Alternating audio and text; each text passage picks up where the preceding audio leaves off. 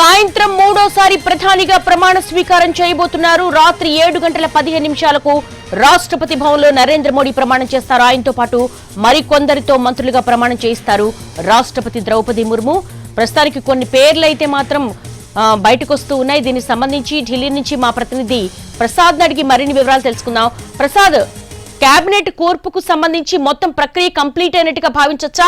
దాదాపు 60 నుంచి 65 మంది కేంద్ర మంత్రులుగా ప్రమాణ స్వీకారం చేస్తారని వస్తోంది. మీ దగ్గర ఉన్నటువంటి లేటెస్ట్ డెవలప్మెంట్ ఏంటి? పిలిచిన వాళ్ళు అంటే ఉదయం ప్రధానమంత్రి నివాసానికి పిలిచిన వాళ్ళు దాదాపు 60 మంది ఉన్నారు. దాంతో 60 మంది ఖచ్చితంగా ప్రమాణ స్వీకారం చేసేందుకు అవకాశం ఉంది. ఆ మేరకు కేంద్ర మంత్రివర్గంలో మొత్తం మంత్రుల సంఖ్య 70 వరకు ఉండాల్సి ఉంది. అయితే 60 వరకు కూడా ఈ రోజే ప్రమాణ స్వీకారం చేసేందుకు అవకాశం ఉన్నట్టుగా తెలుస్తుంది. ఇకపోతే మొత్తంగా చూసినట్లయితే 2 వంతులు బీజేపీ తీసుకోబోతుంది. కేవలం 1 వంతు మాత్రమే భాగస్వామ్య పక్షాలు పంచుకోబోతున్నాయి.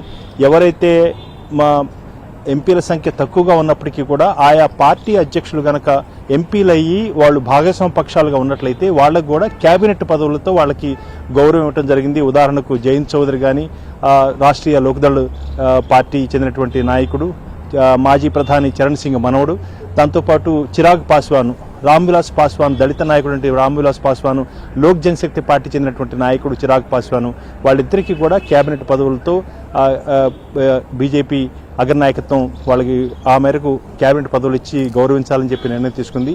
ఈ రకంగా భాగస్వామ్య పక్షాలకి అందరికీ కూడా ఒక సముచితమైన రీతిలో స్థానాలు ఇచ్చినప్పటికీ కూడా పెద్ద సంఖ్యలో మాత్రం ఇచ్చేందుకు వీల్లేకపోయింది. ఎందుకంటే కేవలం 2 ప్రధాన భాగస్వామ్య పక్షాలు అంటే తెలుగుదేశం పార్టీ, జనతాదళ్ యునైటెడ్ 2 పార్టీలు దాదాపు 28 ఎంపీల సంఖ్యతో వెన్నుదన్నుగా బీజేపీ నేతృత్వంలోని ఎన్డీఏ సంకీర్ణ ప్రభుత్వానికి అండగా ఉండబోతున్నాయి. మిగిలినన్ని కూడా చాలా చిన్న పార్టీలు, అప్నాదళ్ లాంటి పార్టీలు కొన్ని కూడా 1-2 సభ్యుల సంఖ్య ఉన్నటువంటి పార్టీలు.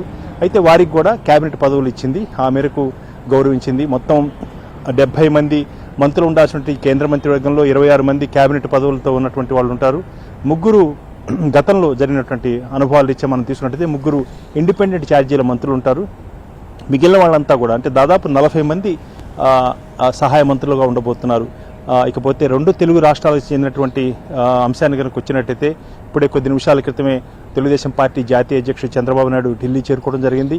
సరిగ్గా 7:15 ఈ ప్రమాణ స్వీకారం ప్రారంభోత్సవం కాబోతుంది. ప్రారంభోత్సవ కార్యక్రమంలో పాల్గొనేందుకు ఆయన కూడా రావడం జరిగింది.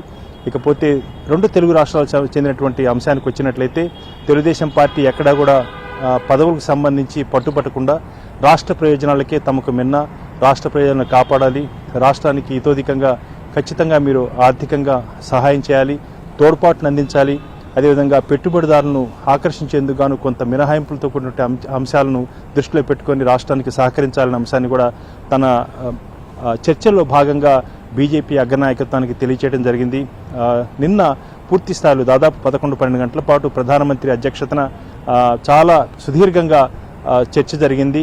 మంత్రుల పదవులు, దానికి సంబంధించినటువంటి శాఖల కేటాయింపులు, వీటన్నిటికి సంబంధించి ఆ మేరకు భాగస్వామ్య పక్షాలకు పోగా మిగిలిన వాళ్ళందరూ కూడా గతంలో ఎవరైతే ఏ శాఖలు నిర్వహించారో వారికి మాత్రమే ఈసారి కూడా ఈసారి వారు అదే పదవుల్లో కూడా కొనసాగేందుకు అవకాశం ఉంది. కొద్దిమంది ఓడిపోవడం జరిగింది. అయితే కొన్ని కారణాల చేత హిమాచల్ ప్రదేశ్లో అనురాగ్ ఠాకూర్కు ఈసారి మంత్రి పదవి దక్కట్లేదు. ఎందుకంటే అక్కడి నుంచి భారతీయ జనతా పార్టీ జాతీయ అధ్యక్షుడు జేపీ నడ్డాకు ఈసారి కేబినెట్ పదవి లభించబోతుంది. ఆయన కేంద్ర మంత్రిగా ఉండి ఆ తర్వాత బీజేపీ జాతీయ అధ్యక్షుడిగా కొనసాగేందుకు గాను కేంద్ర మంత్రి పదవికి రాజీనామా చేయాల్సి వచ్చింది. ఆ రకంగా అనురాగ్ ఠాకూర్ అప్పుడు కేంద్ర మంత్రి అయ్యారు. ఈసారి జేపీ నడ్డా ఆయన స్థానంలో హిమాచల్ ప్రదేశ్ రాష్ట్రం నుంచి ఆయనకు ప్రాతినిధ్యం కల్పించబోతున్నారు. రకంగా కొన్ని చిన్న మార్పులు తప్పితే సాధారణంగా మిగిలినటువంటి కీలక శాఖలన్నీ కూడా బీజేపీ అగ్రనాయకత్వం వారికే ఉంచుకోవడం జరిగింది. గతంలో చేసినటువంటి మంత్రులే వాళ్లే కొనసాగేందుకు అవకాశం ఉంది.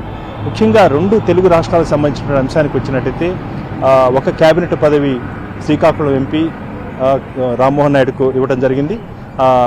గుంటూరు ఎంపీ పెమ్మసాని చంద్రశేఖర్కి సహాయ మంత్రి పదవి, నరసాపురం ఎంపీ శ్రీనివాస్ వర్మకు సహాయ మంత్రి పదవి ఆంధ్రప్రదేశ్ సంబంధించి, ఇక తెలంగాణ సంబంధించి కిషన్ రెడ్డి, బండి సంజయ్ ఇద్దరు కూడా సహాయ మంత్రి పదవులు వచ్చాయి. ఈ రకంగా మొత్తం 2 తెలుగు రాష్ట్రాలకు సంబంధించి 5 మంత్రి పదవులు ఈసారి ఈ మంత్రివర్గంలో ప్రమాణ స్వీకారం చేయబోతున్నారు.